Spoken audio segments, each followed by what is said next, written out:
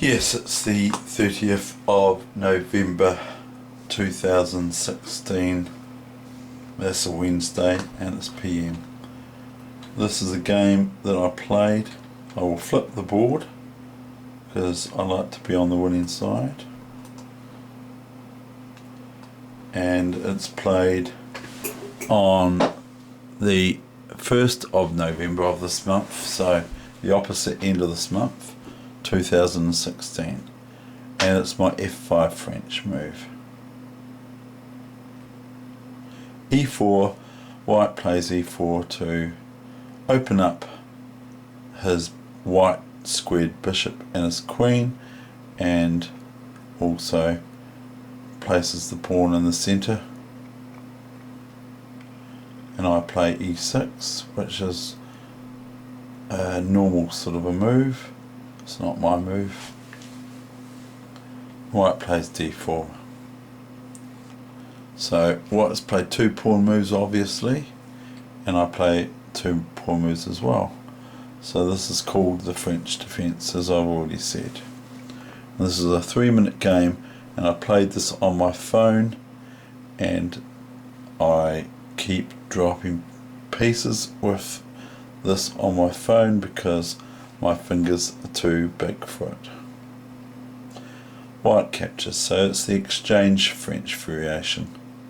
So this is called the exchange French variation, but don't ask me what variation of it is in a few moves time. But all I can say is that some people are calling it the French Weegenaar variation.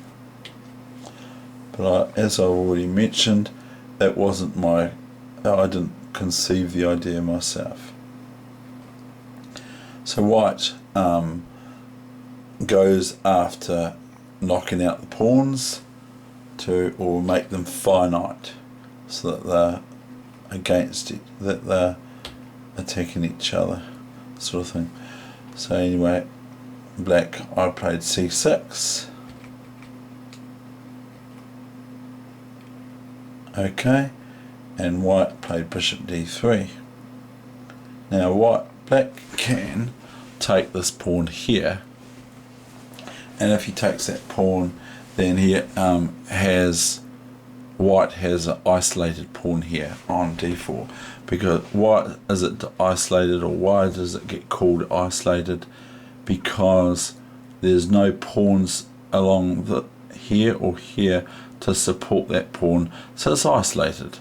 But it has strengths and it has weaknesses, just like people. We have strengths, and like cars, we have weaknesses. If white had not played bishop D3 and taken this pawn here, then we would both have fixed pawns in the centre, and they would both be isolated, and white would have to watch out for black's placement of pieces on these squares because it's supported by the pawn, and white would have outposts for her pieces on C5 or E5, as long as no pawns pushed it out the way. Okay, so we'll continue with the game at hand. So like I said, I could take this pawn here, and then I've got this is an isolated pawn, and it's a weakness, and start putting pieces on the square here by knight out here and knight here. After bishop takes, I could go knight out here and knight here, and then support that with a bishop, and then maybe another knight can move here to here to here, although that's making a lot of moves in the opening. Well, at this stage of the game, it's all about time, and you've got to be quite quick at getting these pieces, the knight and the bishops, the knight and the bishops off the back rank, and the queen off too, so that usually black or white, on the other hand, can castle either long king to here or king to here, casting with the rook over the other side. Now, one we rule about competition chess is that some people, when they castle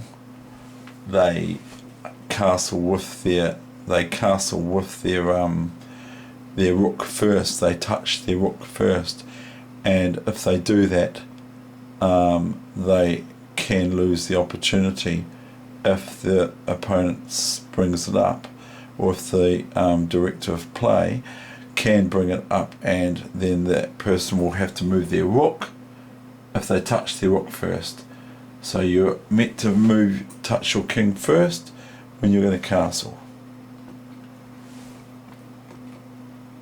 So here's my f5 move. Now white plays 92, and I'll play knight f6. Now there's a natural looking square if I point with my mouse for a knight on the square here, you see. So there's a natural position for it, and if I put this position in the computer for black, the computer doesn't seem to play the knight there for some reason or another. I don't know. I haven't found out why it's no good yet. So white castles there, you see. So white is, like this is the computer doing it for us. The white king goes 2 squares, and the rook goes to the other side. And lots of people know what castling is all about. So I now play my bishop out to d6, which is shown with my mouse, and this can sometimes have a wee surprise attack on the white rook pawn here, with check and all that sort of stuff. If it goes next move bishop takes pawn, it's check because it's attacking the king. And if it does that, it can be, in this certain position, can be quite hard for white to defend against certain things around its king, because this knight is placed here on e2, so it makes that square only protected with the king. That square there, or the pawn there, is only protected by the king. However, if the knight had moved to here instead of here, then it would be protecting that doubly against my sort of pseudo attack on that pawn. But so white plays h3.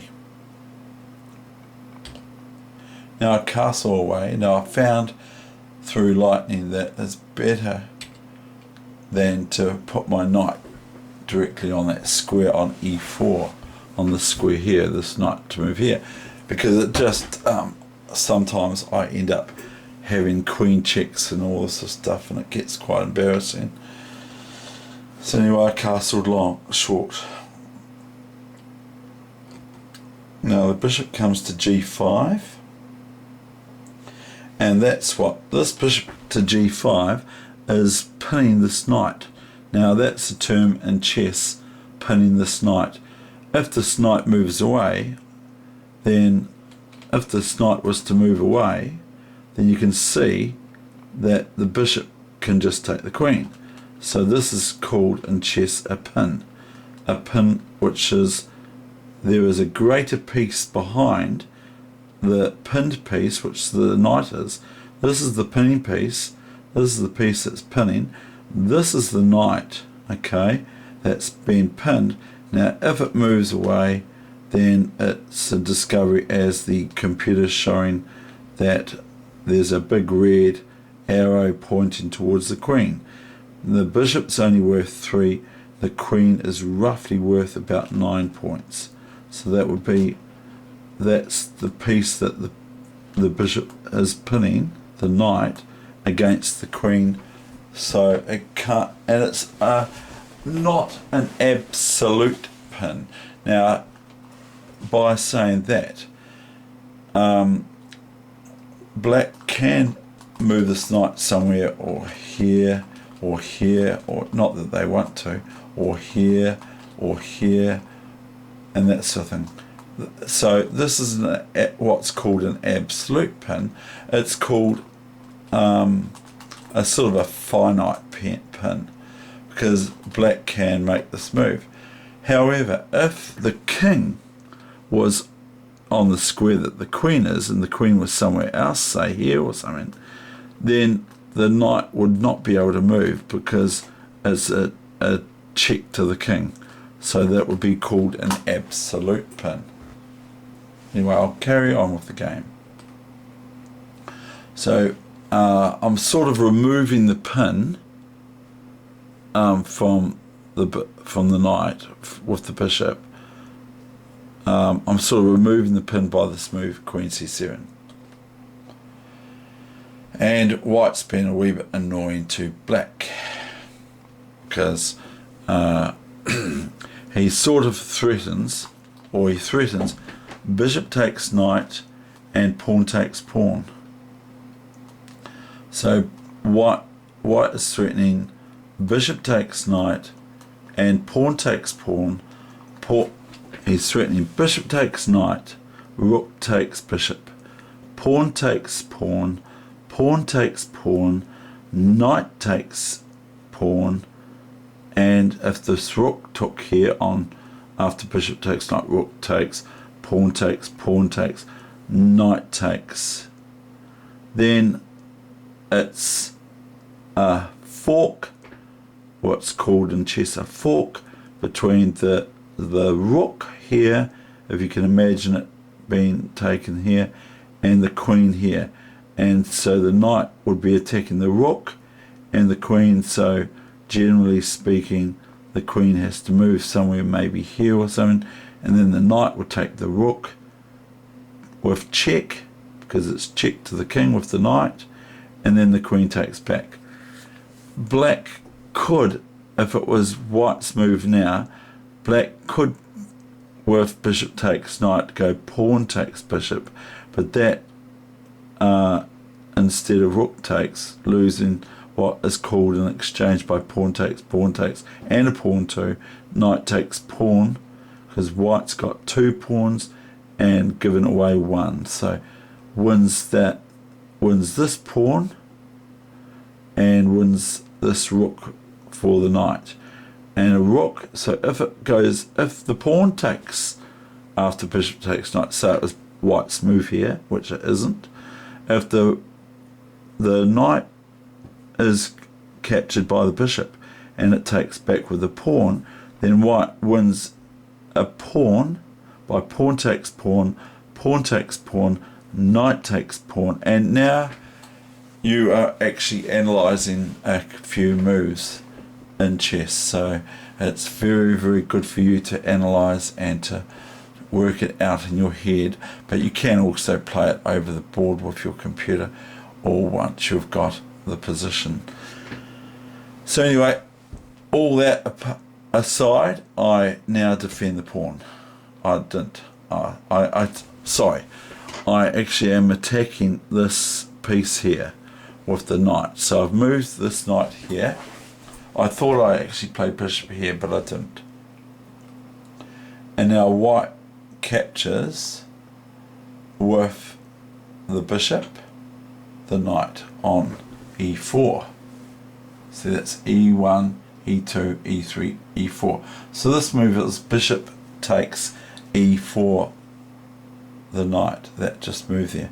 Now I have to play this. If I don't play this, and if I take it this way, then white has this pawn takes pawn, and knight takes pawn, etc., and wins a pawn. So white loses this pawn, and I lose these 2 pawns. So white wins a pawn, and we all know what pawns can do, or I do. They can turn into queens or rooks or knights or bishops. So I took back this way. Now there are these 2 pawns here, and white's got these 2 pawns here. Probably white is a little bit better here, I'm not sure.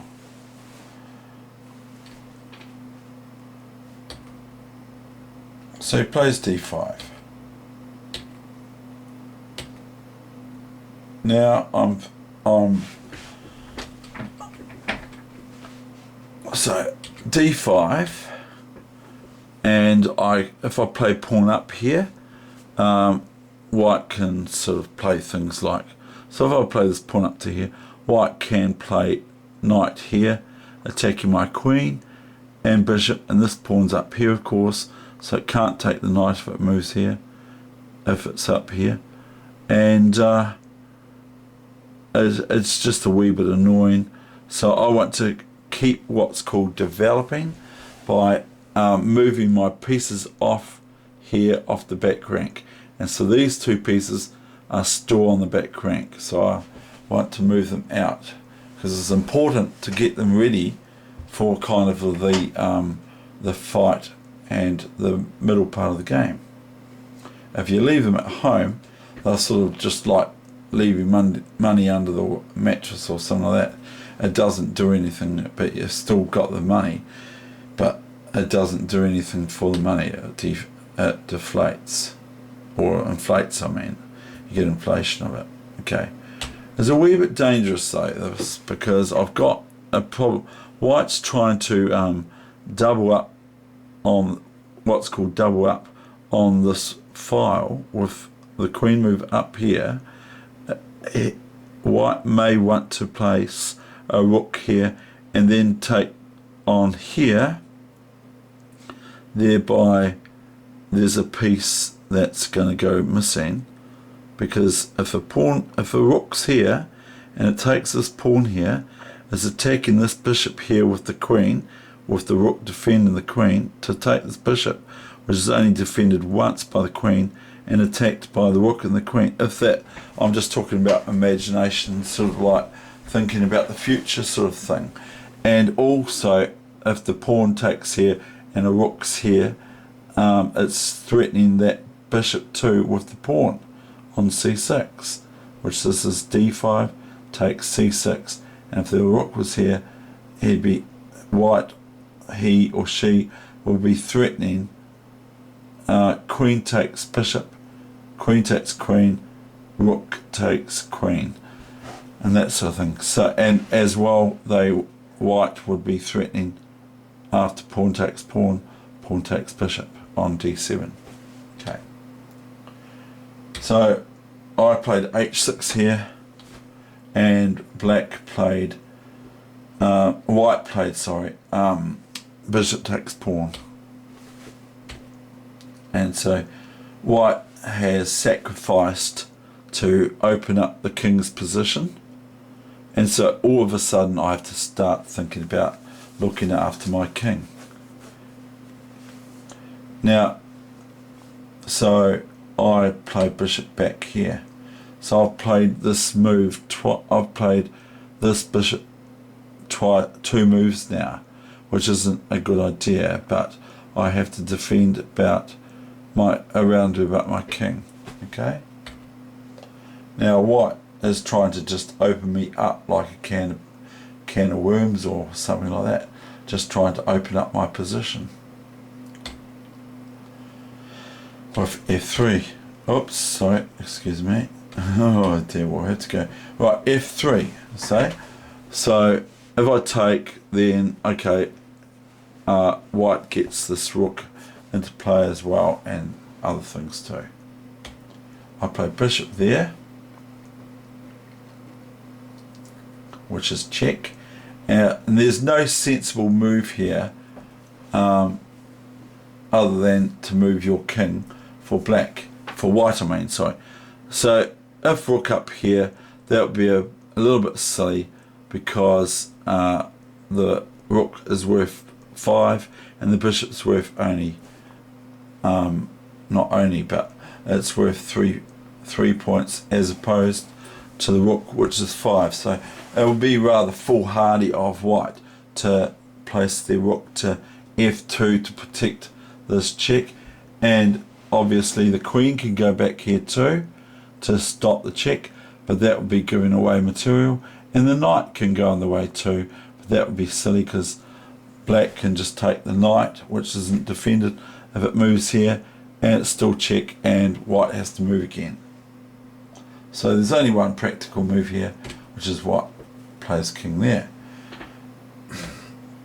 Now because I have moved this bishop here, check, and I've removed it from this square, I can now play queen here to bring my queen over to protect my king's position, because this is my king's position and this is white's king's position.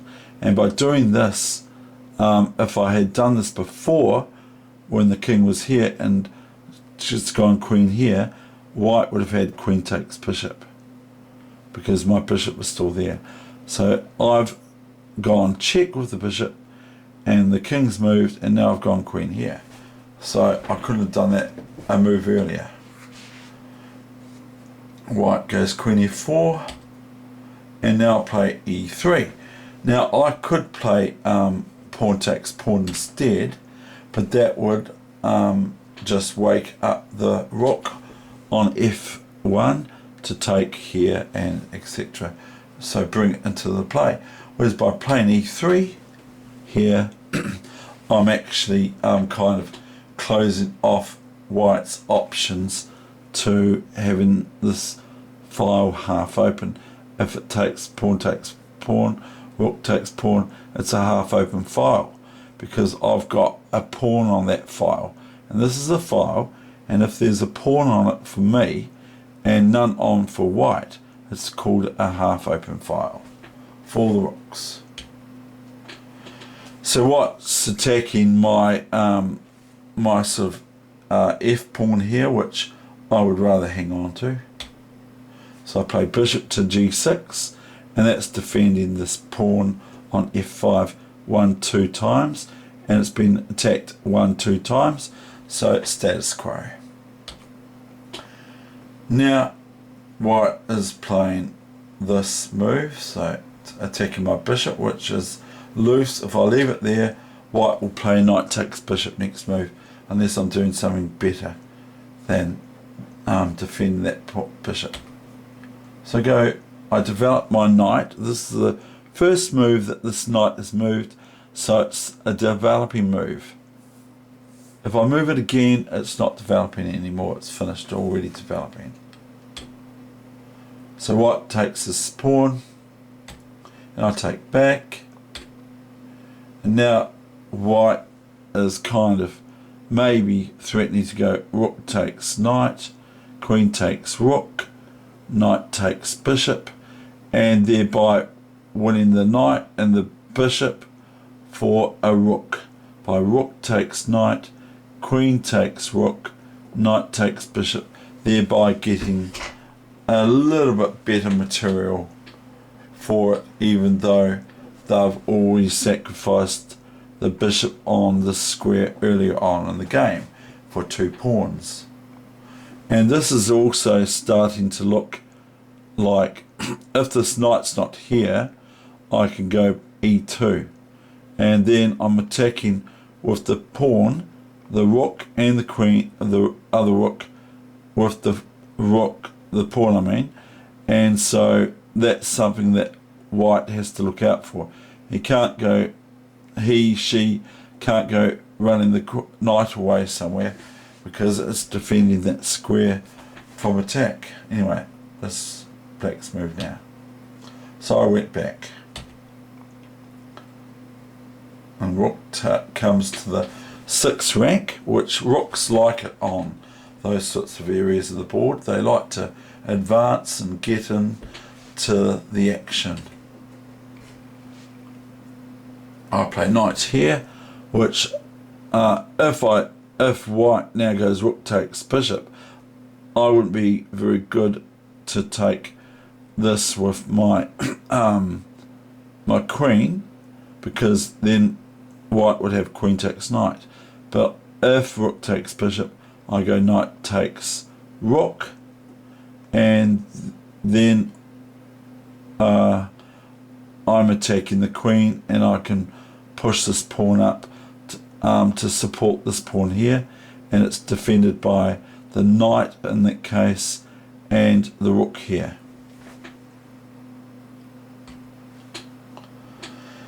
So black has to take back here. White is now doubling their rooks on the d file, and so those rooks if white had all the pieces still of original without sacrificing any, then these rooks would be something to be concerned about or consider. So I take this pawn with my rook. Now this is an open file, like this one. This is an open file, see? Because it's got no pawns on it, so it's completely open. If there's one pawn on it from either side, black or white, then it's considered a half open file. If pawns are on from both players, black and white, then it's no rook file at all. It's not considered a rook file. Not to say that rooks can't go to these squares or that sort of thing and attack or move in and out or whatever. Okay. Now, white's sort of starting to throw the kitchen sink at me. And it is 3-minute chess, remember. So I've taken this pawn. White plays h5. I go bishop back. So I'm defending this pawn still, which is important to me.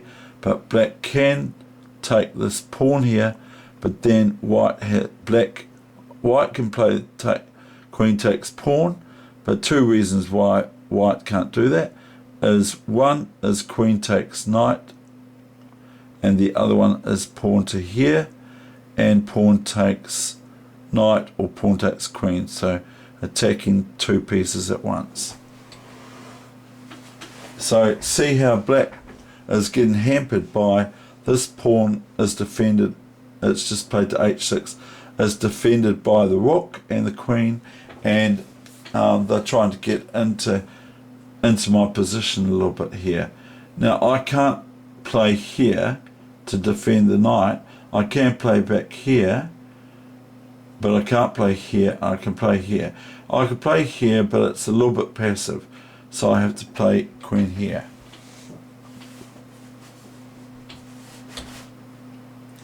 And this is a blunder. Rook there is a blunder.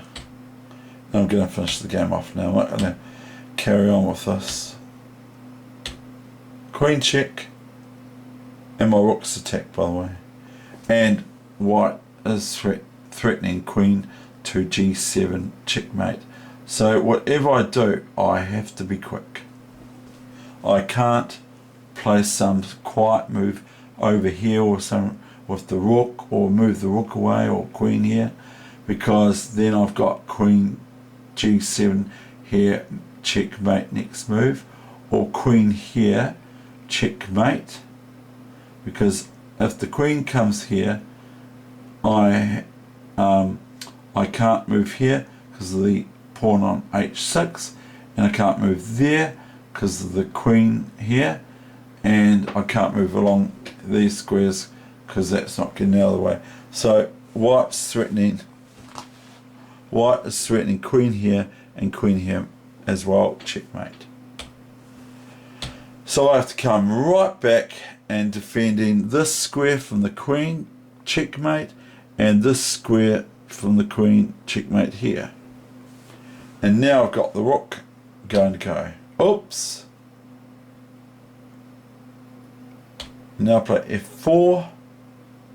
Still have to watch this square, so it's probably a good game to show you because I just about stuffed it up. Now that's no good. White played queen there, and it gives me that knight there. And in fact, had white played knight here, I might have been in some big trouble, and I probably would have lost actually. So if the white knight had moved here, black was in a little bit of worries with this knight check here, which is a knight fork as well, because it goes knight check here. If you imagine 2 moves ahead, if white was able to move 2 moves, he'd go 1, 2, check, and knight takes queen, and then I'd have a problem with the square shortly thereafter. So that was a mistake. a time pressure mistake, and that's the end of the game. Thank you very much.